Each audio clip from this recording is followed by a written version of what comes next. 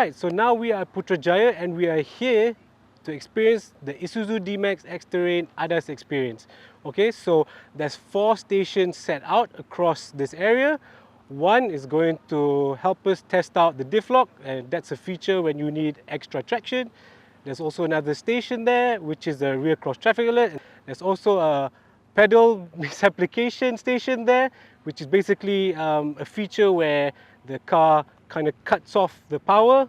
Not all, but some, Isuzu says. And also there's another station over there which should exhibit autonomous emergency braking.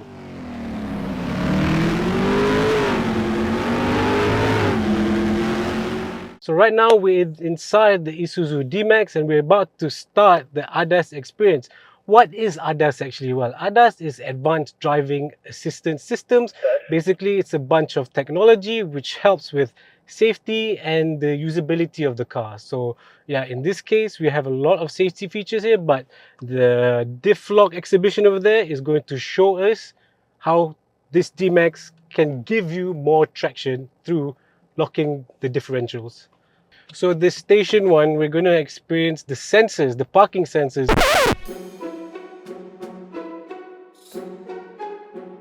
on the Isuzu D-Max. So here we go.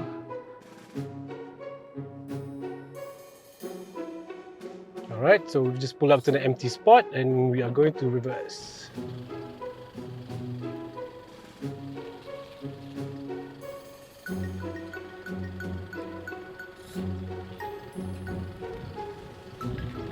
It's alright because I parked nicely, there's no beeps, but here he's just moved the cone forward and oh, there you go. So you can see here the sensors has come up. So now we have to test the remote start so you can switch off the engine. So alright, I'm gonna get out the car now to test out the Isuzu D-Max remote engine start. Alright, so now we're going to experience the engine remote start feature in the Isuzu D-Max. So there's a few steps that you need to do to activate this feature. Starting with, you need to flick on the high beam stalk here and just walk out the car. And it should lock itself.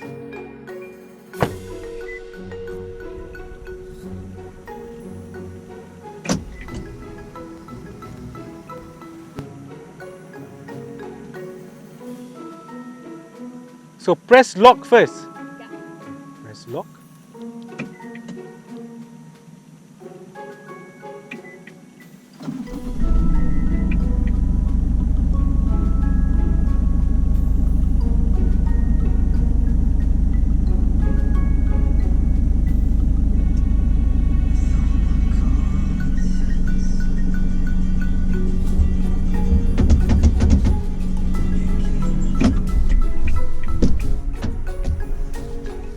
So as you can see, even though you started the car without being in the car is still locked. So it keeps the cabin safe, but at the same time, it cools your cabin down. I think the engine start feature is great because you have the aircon on and you don't have to have it hot in the cabin.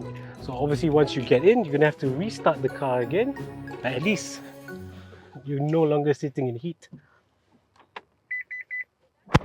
So okay, now that we know how to cool down the cabin, it's time to get to the mechanical side and how we can gain some traction through the diff lock button. So there's a little exhibition here which simulates loose traction. It's called a roller.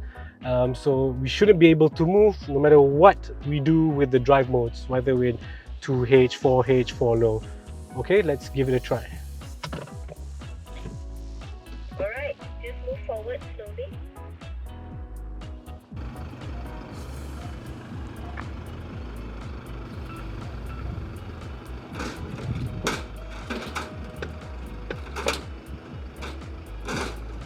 Alright, get ready to stop here.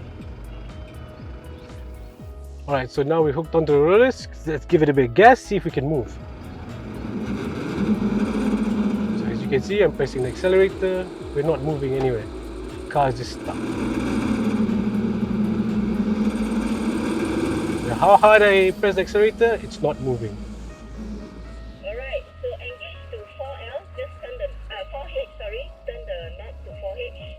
So let's give it a four-wheel drive, give the D-Max four-wheel drive.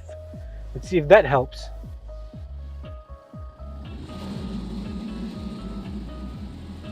So, also not working, still not working.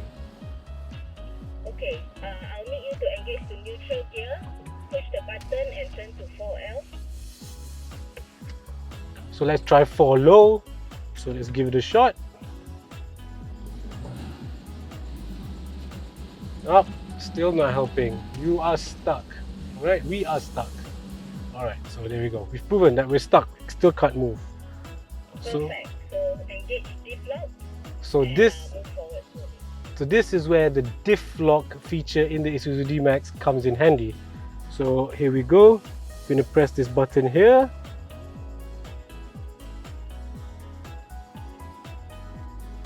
So it shows that the diff lock is engaged. All right, here we go. Instantly we are free. There you go. So yeah, diff lock feature. Thank you very much. Please stop, engage neutral and turn to 2H. We're going to move to station 2 now to simulate rear cross traffic alert. It's going to be ever so useful for your protection when you're in a shopping mall or your office and you're reversing out, and you might be tired at the end of the day and you might not see a car coming. So some sensors at the back should activate some electronics here to just automatically give you a warning. So yes, there's going to be 2 types of warning. There's going to be a visual one and an audible one. Engage the reverse gear now. So I put in reverse. We're going to come out. Oh, there you go. Right, I see the reverse light there. Right, so in there. So this pedal misapplication feature, what it's useful for is when you accidentally put your car in drive and you're driving forward and there's a car in front. Let's say, you're tired, you're just coming back from work, and you accidentally put in drive and you accidentally press the accelerator. Usually you just go bang on into a car, but with pedal misapplication, it kind of cuts the power off and it gives you a warning here, an audible one and a visual one. So it'll make a beep and a red LED bar will pop up at the windscreen here. So yeah, so previously we tried it without it being on or without an obstacle. So yeah, we just move straight forward, but now we have an obstacle in front of us and it just seemed to have just cut the power, and yes, you had enough time to brake. But even if you didn't brake, you wouldn't have just mushed up in front of your car. Hey, you ready, sir? One more time. 3, 2, 1, Yeah, go. pedal to the floor. There you go. So there you go. Very safe, driver. There was no power and you had enough time to brake and you were safe. Alright, so let's move on to the next station.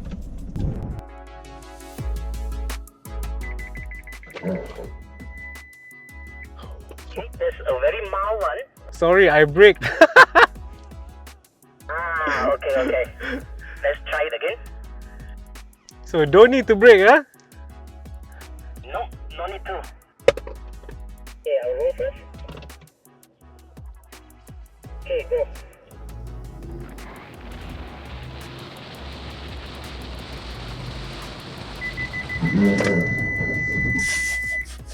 That's AEB.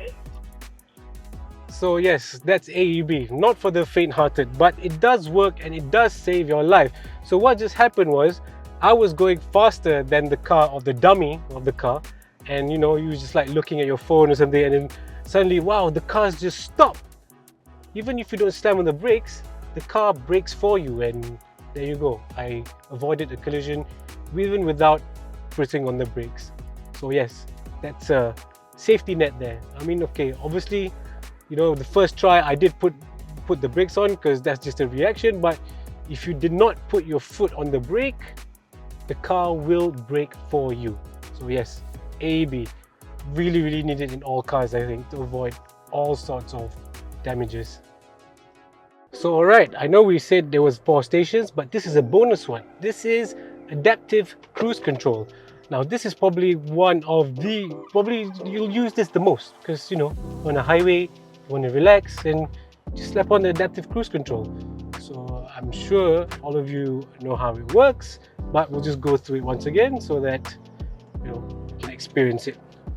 This So yeah, I've always been the type of person that's never appreciated adaptive cruise control until I drove vehicles that had them, including the D-Max X-Terrain.